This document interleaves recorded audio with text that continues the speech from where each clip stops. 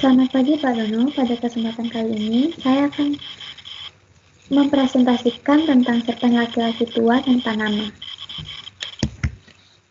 Yang akan saya bahas di sini ada 3, yaitu sinopsis, untuk unsur intrinsik, dan pendapat. Yang pertama adalah sinopsis. Sinopsisnya secara garis besar adalah daerah yang sangat sepi untuk menjadi tempat tinggal, seperti kota mati, bahkan jumlah penghuninya mampu dihitung dengan hitungan jari. Fast. Itulah nama sebuah kota, daerah terpencil di kota Bloomington. Hanya 3 orang yang tinggal di sana, dan mereka hanyalah 3 wanita janda yang sepertinya tidak akrab satu sama lain. Aku, yang merupakan karakter utama, sangat kesusahan untuk berinteraksi dengan mereka. Mereka sangat membenci mengurusi urusan orang lain dengan alasan untuk menghindari perselisihan yang tidak diperlukan. Oleh karena itu, mereka tidak ingin mencampuri urusan orang lain. Hingga pada suatu hari terlihat pendatang baru yang tinggal di sebelah. Karakter aku sangat ingin berkenalan dengannya, akan tetapi sepertinya tidak berjalan seperti yang diinginkan.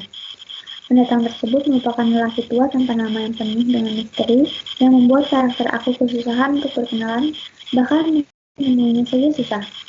Karena sifat aku yang penuh dengan rasa penasaran, akhirnya memutuskan untuk membuntuti pria tersebut hingga perlahan-lahan misteri pun terungkap. Yang kedua adalah unsur intrinsik. Unsur intrinsik yang pertama yang akan saya bahas adalah tema. Tema yang digunakan oleh penulis adalah pengalaman pribadi yang terinspirasi dari periode ketika Budi, yaitu penulis, menempuh pendidikan master dan doktoral di Indiana University, Bloomington, Amerika Serikat antara 1974 sampai 1980. Yang kedua ada tokoh dan penokohan. Tokoh yang pertama akan saya bahas adalah Nina Nolan. Ia digambarkan sebagai orang yang kasar, kejam, dan berani melanggar hukum. Dapat dibuktikan dari kutipan yang saya temukan, seperti yang saya cantumkan di presentasi. Nina Nolan digambarkan secara analitik. Yang kedua adalah Nyonya Casper. Nyonya Casper digambarkan sebagai orang yang tidak peduli dan tegas. Buktinya juga ada di kutipan yang saya cantumkan, dan Nyonya Casper digambarkan secara dramatik. Lalu ada Nyonya Macmillan dan pemilik toko. Nyonya Macmillan digambarkan sebagai orang yang bisa menjaga rahasia dan digambarkan secara dramatik, sementara pemilik toko digambarkan sebagai orang yang tidak ramah dan digambarkan secara analitik. Yang terakhir adalah tokoh saya atau aku, yang digambarkan sebagai orang yang sabar menunggu dan digambarkan secara dramatik. Lalu alur yang digunakan pada cerpen ini adalah alur maju dengan latar tempat, waktu, dan suasana yang akan saya bahas selanjutnya. Latar tempat. Saya bisa menemukan 7 latar tempat di cerpen ini, yaitu di Don Meadow, Fast, Marsh, Lawton, Nina Casper, Commons, rumah sakit, dan juga depan rumah Nyonya Macmillan.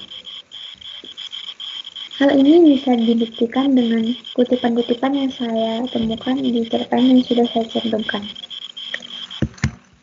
Lalu latar waktu, saya bisa menemukan 6 latar waktu, yaitu di musim panas, malam hari, pagi hari, hari Rabu, siang hari, dan musim gugur. Lalu ada 4 latar suasana, yaitu suasana hujan, gerimis, keraguan, sepi, dan gelap. Lalu yang akan saya bahas selanjutnya adalah gaya bahasa. Sang penulis memakai grammar, penggunaan kata, dan alat-alat literatur yang gampang dan tidak begitu kompleks, sehingga pembaca dapat memahami apa yang sang penulis sampaikan. Dan beberapa alat literatur yang dipakai oleh penulis adalah metafora dan imaginary. Sudut pandang.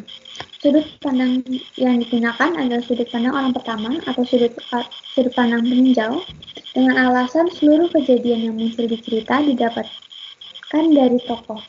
Tokoh memaparkan semua yang dirasa, dilihat, dipikirkan, dihayati, ataupun pengalaman sang tokoh utama, dan tokoh utama hanya melaporkan tokoh-tokoh lainnya.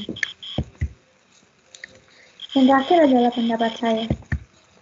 Menurut saya, pada awal cerita, di awalan yang dipakai oleh penulis cukup menarik perhatian saya kepada cerpen yang ditulisnya, karena dengan caranya langsung mengatakan latar di mana peristiwa itu terjadi, penulis mengambil perhatian saya atau pembaca dengan melanjutkan cerita dari alinea awal yang menyimpan saya di tempat kejadian peristiwa. Dan di akhiran ini cukup menarik dan efektif untuk menutup cerita karena saya cukup puas membaca cerpen tersebut. Karena ini bisa dibilang saya sudah mendapatkan pembukaan, pertikaian, dan pengakhiran yang cukup memuaskan. Dan presentasi dari saya ucapkan terima kasih.